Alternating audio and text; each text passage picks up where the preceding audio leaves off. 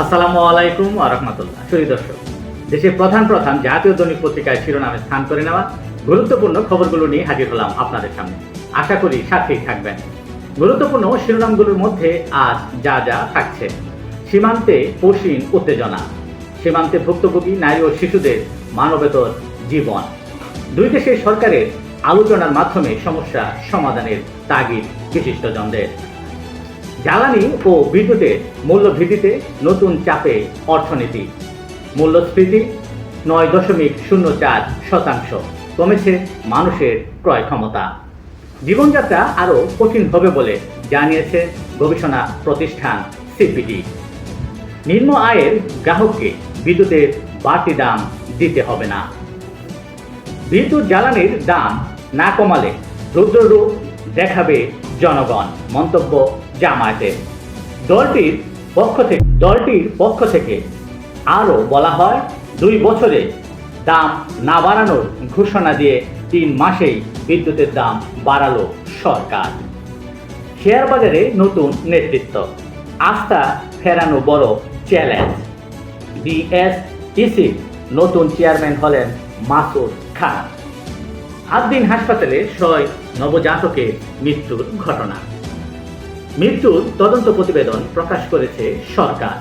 দায়িত্বে অবহেলায় 6 নবজাতকের মৃত্যু। ভবনটি হাসপাতাল করার উপযোগী নয়। রবিবারের মধ্যে ব্যবস্থা নিবে সরকার বলে জানিয়েছে স্বাস্থ্যমন্ত্রী। রামিসা হত্যা মামলা 4 কর্মদিবসে বিচার প্রক্রিয়া, রায় ঘোষণা রবিবার। স্বামী সন্তান কানাডায়, পল্লবী থেকে নিঃসঙ্গ আরেক নারীর গলিত মরদেহ উদ্ধার।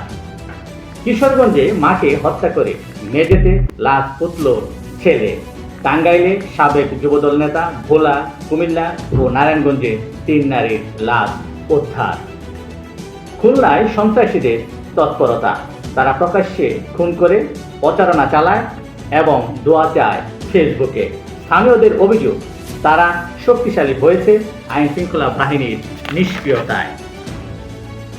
বন্ধ ও লোকসানি কারখানা ফের সচল করতে রোড শো করবে সরকার।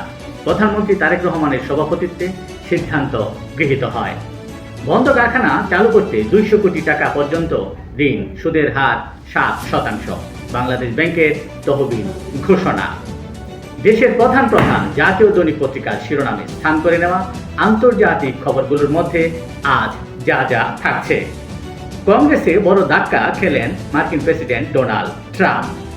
ইরানের বিরুদ্ধে যুদ্ধে ক্ষমতা খর্ব করতে নিম্নকক্ষের প্রস্তাব পাস।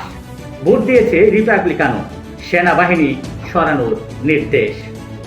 মমতা ব্যানার্জি বিরুদ্ধে দেশদ্রোহের মামলা। বাংলাদেশে হাদিকে কাকে দিয়ে খুন করানো হয়েছিল মন্তব্যের জেরেই এমন ঘটনার অবতারণা। ট্রাম্প নেতানিয়াহুর বিরোধী স্পষ্ট, ফোনালাপে ট্রাম্পের তিরস্কারের পর এমন আলোচনা সর্বত্রই। তাইওয়ান ভ্রমণ করায় নিউজিল্যান্ডের 4 এমপির বিরুদ্ধে চীনের নিষেধাজ্ঞা। তবে চীন বলছে, ওই 4 এমপি ক্ষমা চাইলে নিষেধাজ্ঞা কমানো কিংবা প্রত্যাহার করে নেওয়া হতে পারে। এল নিনো, তীব্র অনাবৃষ্টি ও শুষ্ক আবহাওয়ায় ফসলহানির শঙ্কা। এশিয়া জুড়ে খাদ্য সরবরাহ নিয়ে উদ্বেগ।